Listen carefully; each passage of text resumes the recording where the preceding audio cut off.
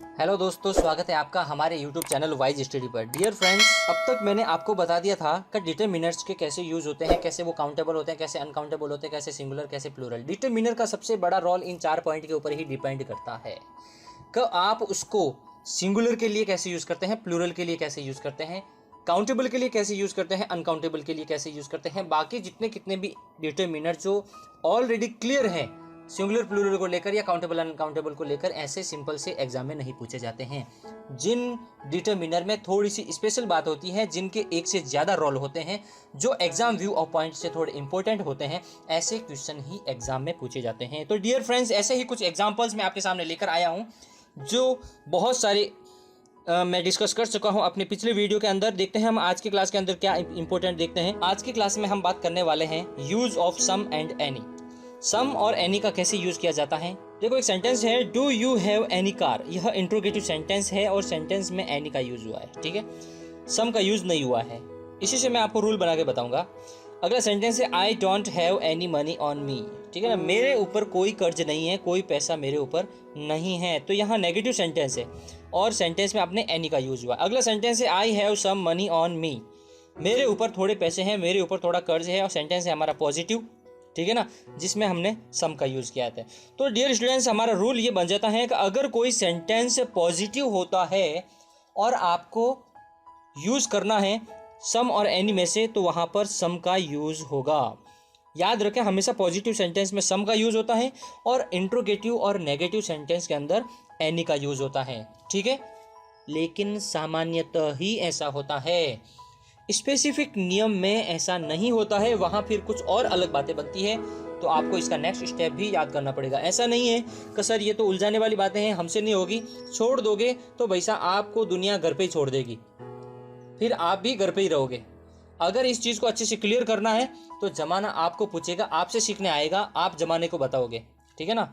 जमाना आपसे होगा, जमाना आपसे होगा, आप जमाने से नहीं है। अपन यदि कोई सेंटेंस पॉजिटिव हो तो सम का प्रयोग होता है, और इंट्रोगेटिव तथा नेगेटिव के अंदर हम एनी का प्रयोग करते हैं, ठीक है।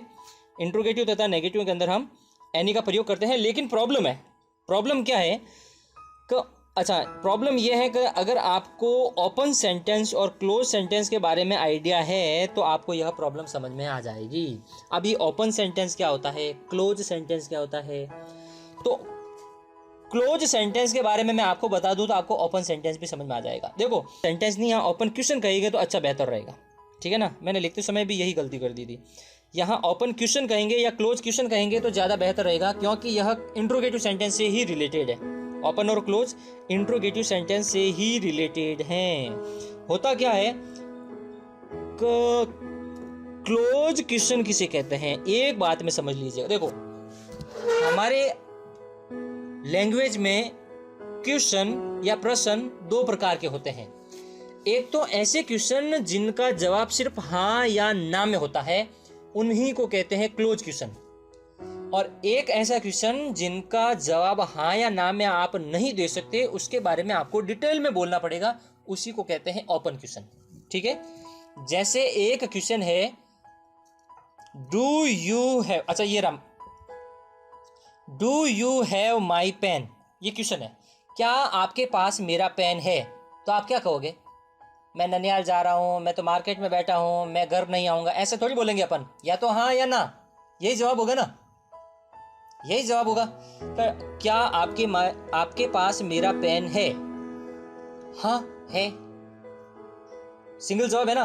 कि जिसका जवाब सिर्फ हाँ या ना में होना होता है उसे कहते हैं क्लोज क्वेश्चन। मतलब इनके आंसर क्लोज है, फिक्स है, ज़्यादा ओपन नहीं है, ज़्यादा बाहरी दुनिया में सोचना नहीं है, या तो हाँ होगा या ना होगा, मतलब बंद है, या तो हाँ या ना, तो उसे कहते हैं क्लोज क्वेश्चन।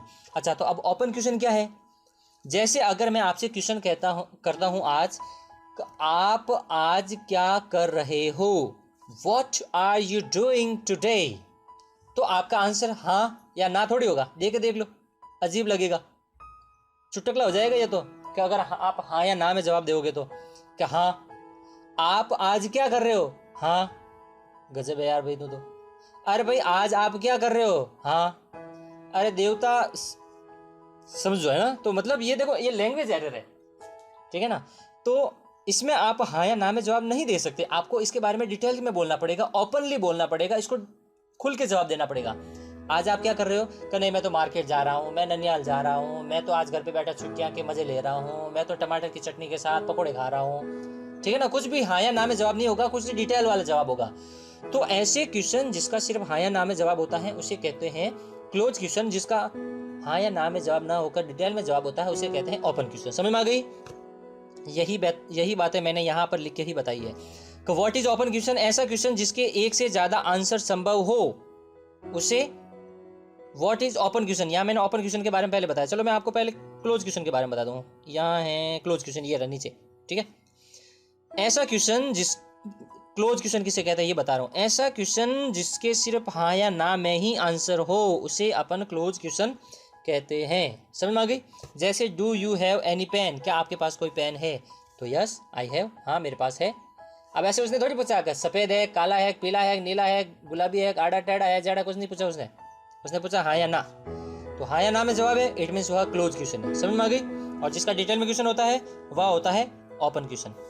यही बात, सीधी बात, नो बकवास। आगे चलो। अच्छा, अब यह सम और एनी से इसका क्या लेना देना है समझ लो।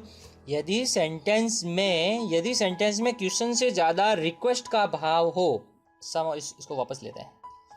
कहने का मतलब यह है ओपन और क्लोज क्वेश्चन के साथ का do you have any pen, यह एक क्लोज क्वेश्चन है। तो क्लोज क्वेश्चन में हमेशा ऑलरेडी एनी ही आता है। यहाँ पर एन ये अपने पास क्लोज क्वेश्चन का एग्जाम्पल है। तो अगर यहाँ पर कोई एक ओपन क्वेश्चन होता तो कुछ ओपन क्वेश्चन ऐसे होते हैं जिनके अंदर एनी की जगह सम का प्रयोग होता है, ठीक है। अगला पॉइंट है हमारा और कहाँ पर सम और एनी में कंफ्यूजन क्रिएट होती है और उसको सॉल्व करने की जरूरत है। दूसरा पॉइंट ये है कि यदि सेंटेंस में क्वेश्चन तो है लेकिन क्वेश्चन से ज़्यादा उसमें रिक्वेस्ट के भाव होते हैं। भाई मैंने बताया ना कि इंट्रोगेटिव क्वेश्चन के अंदर एनी का प्रयोग होता है, लेकिन यहाँ पर कुछ अलग है। अलग कैसे है कि हाँ भले ही वह सेंटेंस इंट्रोगेटिव है मैंने मान लिया, लेकिन इंट्रोगेटिव से ज़्यादा उसके अंदर रिक्वेस्ट के भाव है। जैसे कोई आपसे रिक्वेस्ट करता है कि will you please have some more sweet, कि प्लीज आप क्या थोड़े से और स्वीट खाएंगे।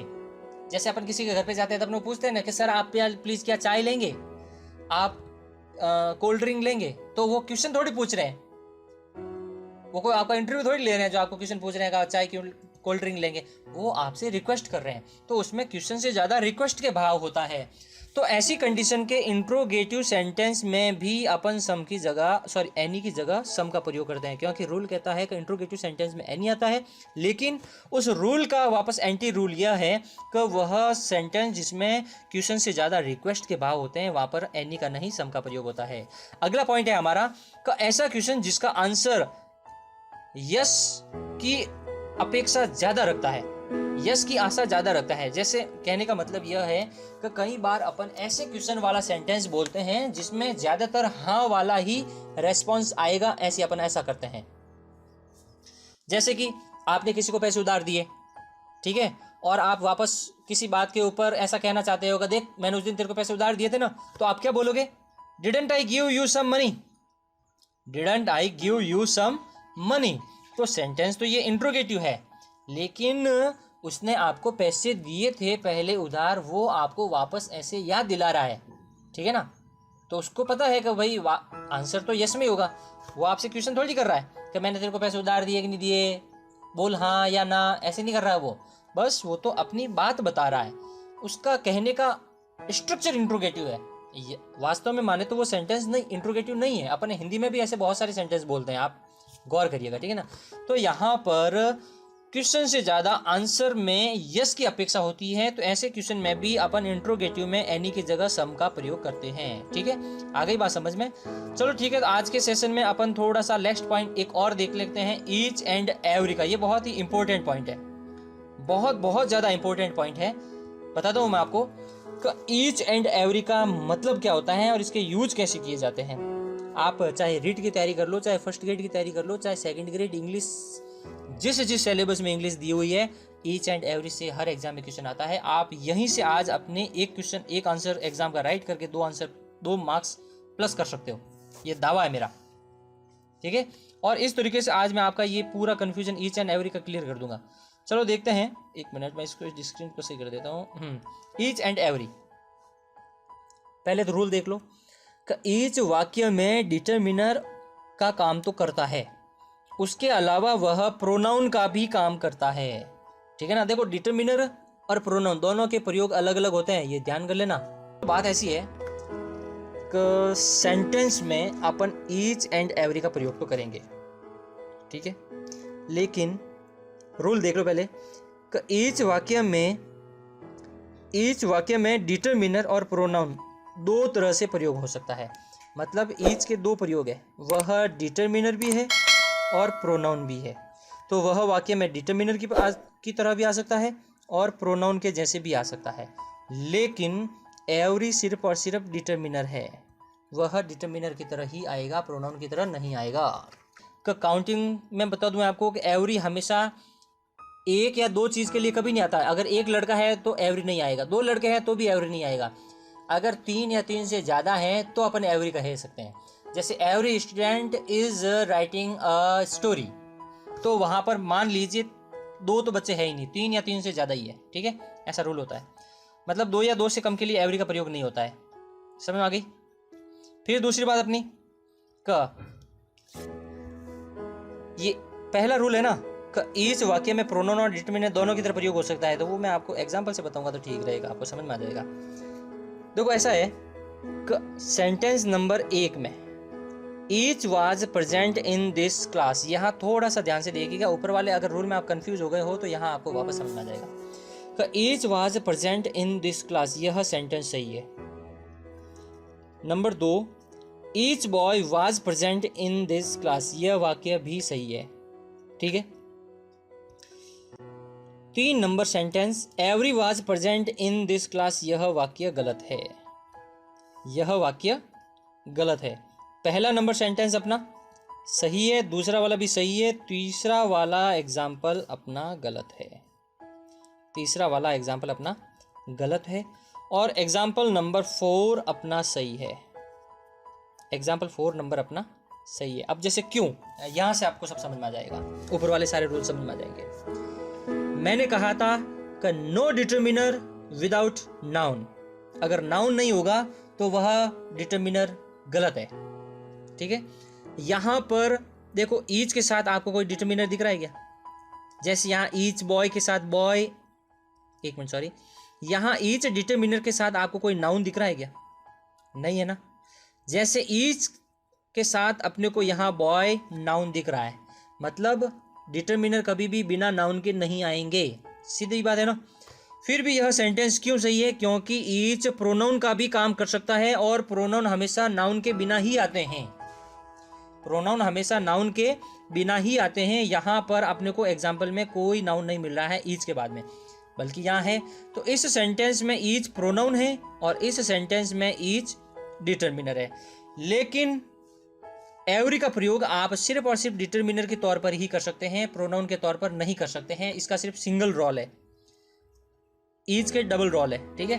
तो ईच को आप अगर बिना एज ए डिटरमिनर बिना नाउन के यूज करोगे तो सेंटेंस गलत है भाई, हो ही नहीं सकता, ऐसा होता ही नहीं है, ठीक है ना। एवरी का प्रयोग करने से पहले, एवरी का प्रयोग करने के लिए आपको नाउन की जरूरत पड़ती है। एवरी के साथ यहाँ पर वाज आया है, कोई नाउन नहीं आया है, तो यहाँ पर एवरी वाला सेंटेंस गलत है, क्योंकि एवरी एक डिटरमिनर का ही काम करता है, प्रोनाउन का काम नहीं करता है। इसलिए यहाँ पर एवरी के साथ देखो एक एज ए डिटरमिनर एक दूसरा नाउन आया, तो यहाँ एवरी का प्रयोग सही है और यह वाक्य सही है। समझ में आ गई, ठीक है। तो with this word I and my speech. मिलते हैं नेक्स्ट क्लास में एक नए चैप्टर के साथ। Till then take care, see you in next class.